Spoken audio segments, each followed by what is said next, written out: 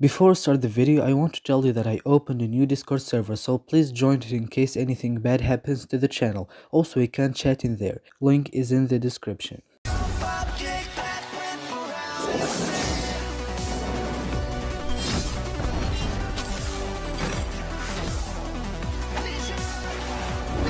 Hello friends and welcome back to another video. Today we have another rankings video.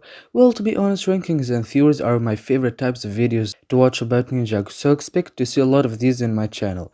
But today I'm going to rank all 12 Ninjago Seasons Finales, no Day of the Departed or Palace, for obvious reasons. Also, Tommy seems to like the season 13 finale so much, and all the creators are saying that it will be one of the, if not the best in Ninjago. I wanted to wait for season 13 to end, then I'll make this video, but I hate waiting, so I'll remake this list when season 13 wraps up. So let's get started. Season 12's finale is the most recent and the worst in my opinion. The episode itself was good, but it is unbelievably rushed and it is nothing compared to other seasons' finales. I hate how they didn't show us the fate of the mechanic. Also, I think it was necessary to bring all the NPCs to the real world, because it ruined Okuna's conclusion. Also, how the heck did Unagami become a child? I know it was meant to show that he is lost and confused, but he's an AI or robot.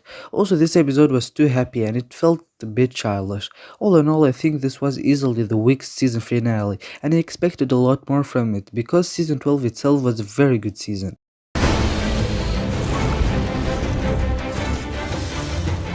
To be honest, season 11's finale isn't that much better than the season 12 one. In fact, they have the same flaws in my opinion.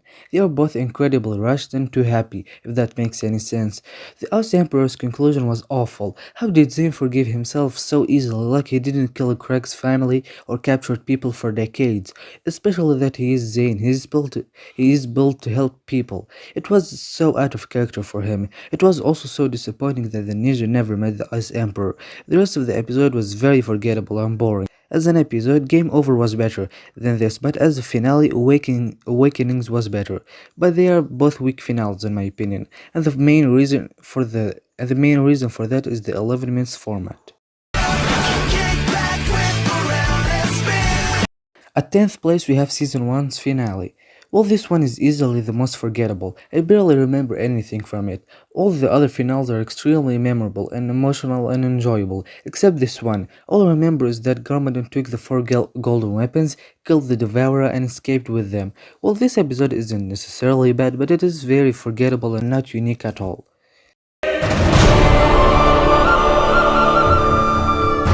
This episode is unbelievably overrated. I understand that it is the big final battle, the Golden Ninja versus the Ultimate Evil, but that doesn't mean it's good. The only scene I really like was when the ninja were climbing the tower and they turned evil one by one. Lost's battle was so rushed, and if I'll rank Lost true potential with the others, it will be easily the worst, because all the other ninja, even me, had a reason to unlock their true potential, except Lloyd, who unlocked it by luck.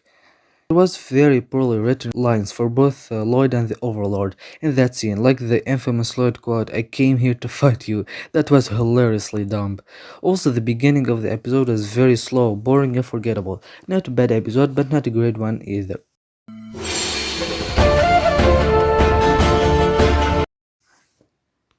Now we are moving from okay to good finales, and now we have episode 98, Endings, the last episode of Masters of Spinjitzu. Season 10 is such an underrated season because people can't see the meanings behind it, but episode 98 was such a good finale. It might be rushed sometimes, but it had some amazing scenes, mainly the scene with Lloyd and the first Spinjitzu Master. That was a very unexpected and phenomenal scene. Also, I like the idea of bringing back the Tornado of Creation, and it was a smart decision to end this season with. It's a shame that Garmadon left without any true ending, but when you think about it, it's better than concluding his character in that episode because it would have been rushed. So they kept his ending open for another season.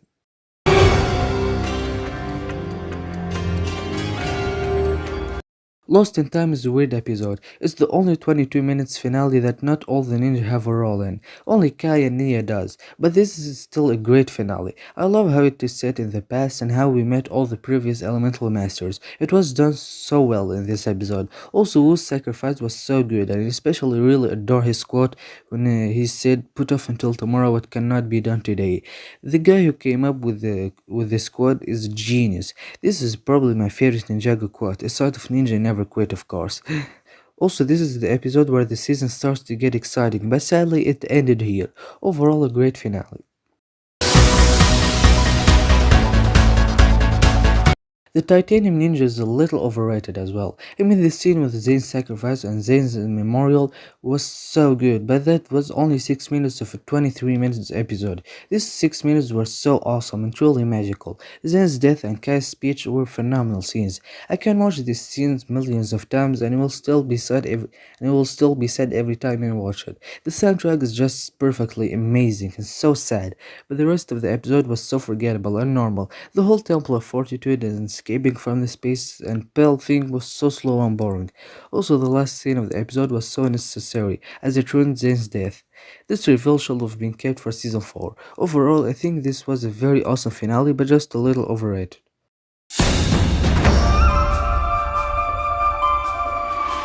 Corridor of Elders is Ninjago's edition of the World War. This episode had this end game feel to it. You have all the elemental masters and ninja and even prisoners and normal citizens versus all the Anakondrai. It was a huge battle, very exciting. Also, Garm's sacrifice was so good and emotional, and Lord's flashback was even more emotional. But I wish they showed us more of the fight, and I don't like how such a huge battle is set in a small corridor. This episode could have been better, but what we got is already amazing.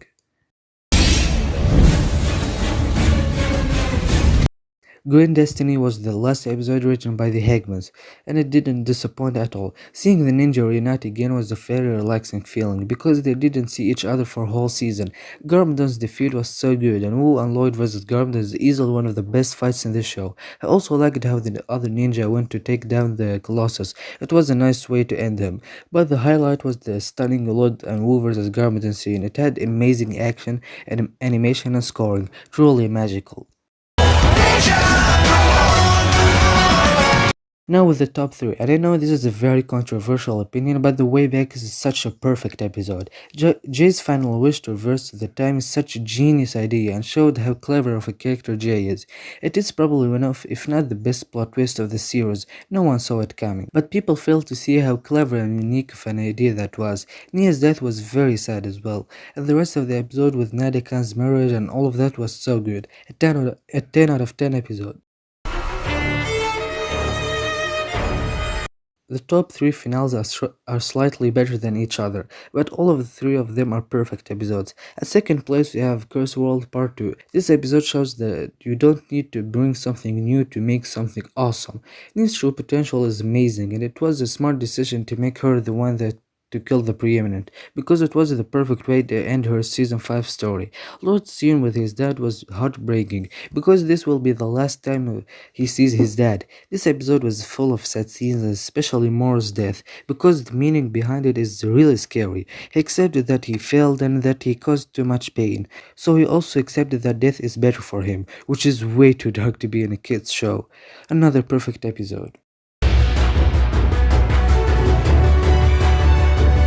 At first place, my favorite episode of Ninjago and my favorite season of Ninjago, Big Trouble Little Ninjago. What can I say about this legend? The words fail to describe these legendary episodes. First World Part 2 proves that you can make something awesome without bringing something new, but episode 84 is even better. I said Jay's final wish is the best plot twist of the show, but to be honest, the ninja losing is a better twist. I mean, come on, who predicted that the ninja will lose in season 8? That was awesome. The very final scene made me scream and super excited for season 9. Lord losing his powers was vital as well, and after the episode ended I was sitting like, wow, what did I just watch it? Truly a legendary episode and the best in Ninjago. And that's it for today's video. Thanks for watching. Don't forget to tell me in the comments what do you think of my rankings and what finales are your favorite and what are your least favorite. Thanks for watching. Don't forget to like, subscribe, share it with your friends, and I'll see you next time.